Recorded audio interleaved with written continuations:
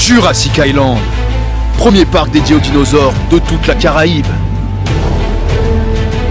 Parcourez le parc à la rencontre de dinosaures animés à taille réelle. Au programme, plongez dans l'ère du Jurassique en réalité virtuelle avec la toute nouvelle attraction Jurassic VR. Infos et adresse sur le site www.jurassic-island.com. Venez vous fondre le temps d'un instant dans un autre monde. Martinique Actualité. Le procès d'Alfred Marie-Jeanne, ancien président du conseil régional de la Martinique, a été renvoyé au 17 septembre 2025. Prévu ce lundi, il a été reporté en raison de problèmes de santé de l'octogénaire, selon ses avocats.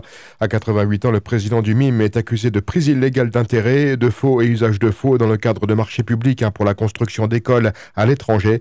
Une expertise médicale sera réalisée pour évaluer sa capacité à comparaître. L'audience continue néanmoins pour Maggie Marie-Jeanne, la fille d'Alfred Marie-Jeanne, et Marc Frampton, architecte et compagnon de Maggie. Le procès, qui date de 2007, concerne des marchés publics en Dominique et à Grenade. Mobilisation ce lundi matin devant la CTM des membres du RPRAC. Le Rassemblement populaire pour la réduction du coût de la vie était réuni pour réclamer la démission de Serge Letchimy, président du conseil exécutif. Il dénonce l'inaction face à la vie chère. De son côté, la CTM affirme suivre de près les assises populaires organisées par le collectif, tout en restant attentive aux propositions issues de cette mobilisation. Écoutons Rodrigue Petitot, le président du RPRAC. Nous avons l'obligation de faire un comité de pilotage, et dans ce comité de pilotage, ce qui est tout à fait logique, d'y intégrer la CTM. Sauf que M. Letchimy a refusé d'intégrer ce comité en nous disant simplement qu'il observe, qu'il sera en tant qu'observateur, mais il ne veut pas l'intégrer. Tout à fait, on a un fonctionnement bien précis. Notre fonctionnement, c'est qu'on fait des constats, on le propose à la partie du peuple qui nous suit. Donc hier, nous avons eu un grand meeting au QG à Dinon. Lorsque nous avons proposé les anomalies, nous avons mis en lumière les anomalies, à savoir un président de la 7e qui refuse de s'investir de lui-même pour le peuple, refuse de s'investir dans ce qu'on lui demande de le faire, un président carrément qui ne veut pas travailler pour le peuple. Donc on a demandé au peuple qu'est-ce qu'ils entendent faire aujourd'hui. Et le peuple nous a dit s'il ne veut pas travailler pour le peuple, surtout après un protocole qui se révèle être une vraie arnaque, qu'est-ce qu'on fait de lui? Le peuple nous a dit il faut qu'il démissionne. Nous sommes venus demander sa démission. Aujourd'hui, il a balayé son camp. À lui de proposer de démissionner ou d'enfin comprendre qu'il faut travailler pour le peuple. Mais aujourd'hui, la partie du peuple qui est là réclame sa démission pure et simple. Parce qu'on ne peut pas forcer quelqu'un à faire le travail qu'il doit faire de lui-même. Si aujourd'hui le peuple doit payer quelqu'un pour faire un travail, mais se rendre compte qu'il fait le travail lui-même, à quoi ça sert que cette personne soit sur le siège? Au bout d'un moment, il faut arrêter. Quand on sait qu'il a vanté les mérites du protocole, quand on sait qu'il a été encore dernièrement à la télé dire qu'il y a une baisse de 8%, alors qu'on sait que le panier est en augmentation de 16 €, s'il est en augmentation, c'est que quand bien même la baisse de la TVA et l'octroi de mer, il n'y a pas de baisse. Ce lundi matin, en Martinique, les agents du CERMAC, service d'équipement et de ressources pour la musique, l'art et la culture, ont exercé leur droit de retrait, paralysant ainsi l'accès au parc culturel Aimé Césaire et à l'espace Camille d'Arcière. Le personnel proteste contre les méthodes de management jugées trop pressurisantes et dénonce des conditions de travail difficiles, notamment les risques psychosociaux. La situation est exacerbée par le maintien de Lydie Bétis à la direction du CERMAC, alors qu'elle devait prendre sa retraite en décembre dernier. En réponse à la mobilisation, le maire de Fort-de-France, Didier Laguerre, a annoncé l'ouverture d'une enquête pour évaluer la situation. L'issue de cette enquête sera connue mercredi et en attendant, les sites restent fermés au public. Coup de scalpel dans le monde médical, les médecins libéraux montent au créneau et ont lancé une grève dès ce lundi, suivie d'une manifestation demain. En cause, une proposition de loi portée par le député Guillaume Garot pour réguler l'installation des médecins, histoire de lutter contre les déserts médicaux. Un article clé a déjà été adopté début avril à l'Assemblée et ça fait tousser fort dans les cabinets. Les syndicats dénoncent une forte atteinte à la liberté d'installation et promettent de se faire entendre avant l'examen final du texte prévu début mai. En Martinique, Anne Criquet-Taillot, présidente de l'Union régionale des médecins libéraux, rejette fermement le nouveau pacte anti-déserts médicaux. Le dispositif prévoit d'imposer aux médecins 2 jours de consultation mensuelle dans les zones sous-dotées. Pour elle, cette mesure est inadaptée au contexte local et risque d'aggraver la situation. Ce lundi 28 avril marque la journée mondiale de la sécurité et de la santé au travail. Un rappel crucial, alors qu'en Martinique, près de 5000 accidents du travail sont recensés chaque année. En 2022, 17 ont été mortels. La DITS, la direction de l'économie, de l'emploi, du travail et des solidarités, appelle à ne pas relâcher les efforts. Les secteurs les plus touchés sont le médico-social et l'agriculture. Malgré des actions de prévention, les chiffres stagnent. L'objectif reste clair, sauver des vies en renforçant la prévention des risques professionnels. À Saint-Martin, le quartier d'Orléans intègre officiellement le dispositif national des cités éducatives. Déjà en place à Sandy Ground depuis 2022, ce label vise à favoriser la réussite scolaire et l'insertion des jeunes de 0 à 25 ans. Un appel à projet est lancé jusqu'au 18 mai. Associations, écoles et services publics sont invités à proposer des actions en lien avec la santé, l'éducation ou encore l'insertion professionnelle. Jusqu'à 80% du budget des projets retenus pourrait être financé.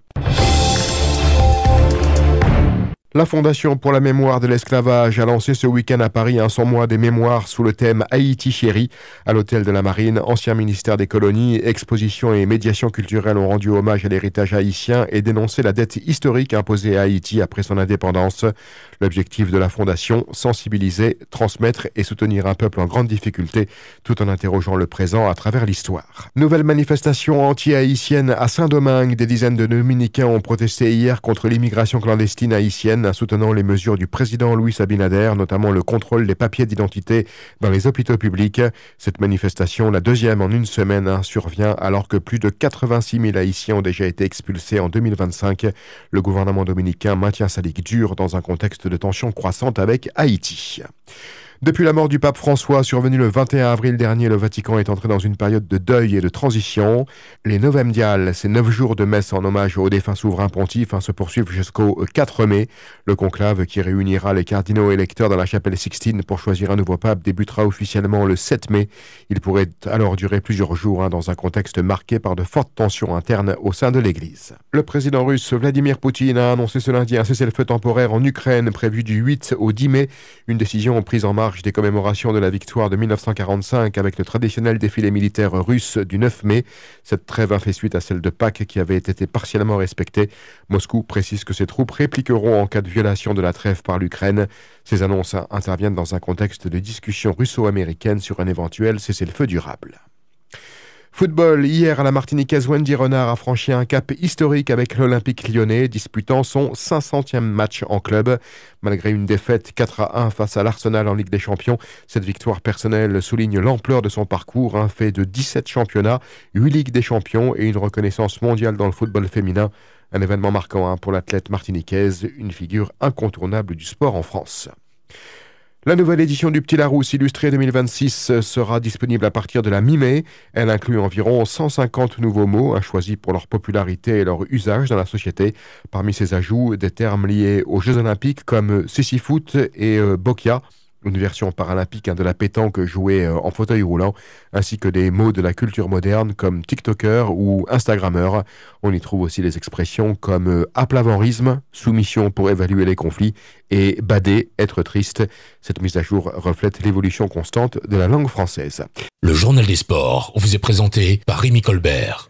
Bonjour à tous, on débute par de la voile. Les Gagnols ont disputé hier le Grand Prix de la ville de Sainte-Marie qui comptait pour la 6e journée de leur championnat. 2 courses à la misaine étaient au programme. La première a été enlevée par Cottrell Leadermat devant Sarah Énergie Nouvelle Autodistribution et UFR Chamflore. Cottrell Leadermat a récidivé lors de la seconde en précédant Sarah Énergie Nouvelle Autodistribution et CMA CGM. Belle opération pour Loïc Mas, patron de Cottrell Leadermat, qu'on écoute. Ça fait toujours du bien, donc ça se voit au classement général.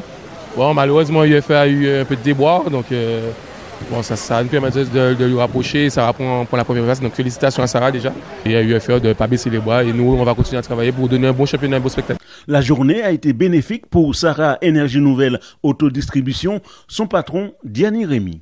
Elle a été bénéfique pour nous puisqu'on reprend la tête du championnat. C'est une très bonne chose. C'est vrai que Cottrell Leadermat fait de très bonnes opérations puisqu'il réalise un doublé. Mais bon, on avait quand même des conditions assez difficiles. On a préféré limiter la casse que de poser notre attaque. Mais l'essentiel, c'était quand même de gérer le général. Et je dis quand même bravo aux vainqueurs, c'est très important. Et puis, félicitations à mon équipage puisque ça a été quand même une journée très compliquée et on a su faire preuve de patience. On écoute la réaction de la présidente de la Fédération des Yolondes, Isabelle Malboou. On a eu quand même un nombre de blessés conséquent, donc on va en tirer le bilan. On va surtout se soucier d'eux ce soir. Mais je tiens à vraiment féliciter les 16 associations. Je trouve que les gars, ils sont costauds, ils sont solides et je les remercie parce que sans eux, en fait, on n'aurait pas eu cette journée. En football, alors qu'il reste 3 journées dans le championnat de Régional 1, le RC Saint-Joseph fait toujours la course en tête du classement. Son dauphin, le club franciscain, reste en embuscade avec 5 points de retard. Le Golden Lion, battu 2-0 justement par les franciscains, perd du terrain et accuse un retard de 13 points. En R2, on a joué l'avant-dernière journée du championnat dans le groupe A. Le leader, l'Inter de Sainte-Anne, s'est imposé 4-1 face au relégable, l'AS Morne-Pitot. Son dauphin, le RC Rivière-Pilote, est allé battre 2-1 le CS Vauclinois. Les pilotins ont validé ainsi leur place de barragiste pour la montée. On écoute le coach Jean-Victor Lavril. C'est vrai qu'à la fin du match, on marque ce deuxième but. On a travaillé dur cette semaine et on est récompensé quand même par cette belle victoire ce soir. Alors il reste un match, on peut dire que la saison a été bonne puisque vous allez jouer les barrages. Pour le moment on dit bonne, mais il nous reste encore pour nous 2 matchs puisque le match contre l'Inter de Sainte-Anne, le dernier match, et puis le match des barrages. Dans le groupe B, le leader, l'AS Mont-des-Esses, est allé battre 9-0 l'ASF, dernier du classement. Lius Robert, second du classement, a infligé un 17-0 à l'Étendard et reste à 1 point de l'AS Mont-des-Esses. L'Asso 3e a battu le Real de Tartane 6-0, mais reste à 5 points de la tête du classement. La suite du journal des sports, Rémi Colbert. On parle vélo, organisé par le Madinina Bikers. Le Bikers Cup VTT a été remporté par Marc Flavien du club organisateur. Le vice-président du Madinina Bikers, Boris Audry, nous en dit plus. Très belle compétition, donc sur 3 jours. Donc ça a commencé vendredi après-midi, donc sur un petit parcours à Place d'Armes. Ensuite hier donc à Mout, là sur un nouveau parcours vraiment très exigeant. Et puis comme d'habitude la dernière étape avec les enfants à Guigneron. Une belle compétition remportée par Marc Flavien de chez vous. Donc chez les seniors effectivement Marc Flavien qui remporte la compétition. Aujourd'hui c'est Josué Audebourg qui remporte l'étape, mais sur l'ensemble des 3 manches Marc Flavien du Madinina Bikers remporte la compétition. Toujours en cyclisme, la 19e édition du Tour Junior de Martinique démarre jeudi prochain. 4 étapes sont au programme de la compétition. La première amènera le peloton du Robert au Vert-Pré. Loïs Jean-Baptiste Simone de la team Crédit Mutuel Garage Premier est l'un des prétendants au titre. Il se confiait à notre micro. On a une équipe avec beaucoup de jeunes, beaucoup de juniors. Donc on est tourné sur cette compétition. On va faire tout ce qu'il faut à l'entraînement pour arriver en top forme sur ce tour et pouvoir tenter d'obtenir le meilleur résultat possible. Vous êtes combien au Crédit Mutuel Garage Premier concernant les juniors ? Alors actuellement concernant les juniors, on sera 4 juniors du team Crédit Mutuel Garage Premier. J'ai confiance au coureur martiniquais, on va se ressaisir, on va s'entraîner plus, pouvoir se remettre à niveau et pouvoir rivaliser contre la Guadeloupe le plus tôt possible. Le plus tôt possible, ce sera justement au Tour Junior. Oui, au Tour Junior, de toute façon nous, les juniors on sera prêts, ne vous inquiétez pas pour ça. Au News Radio à outremernews.fr. On radio avait Info Guadeloupe, Martinique, Guyane, Réunion, Mayotte et surtout musique pour tout le monde. Attention.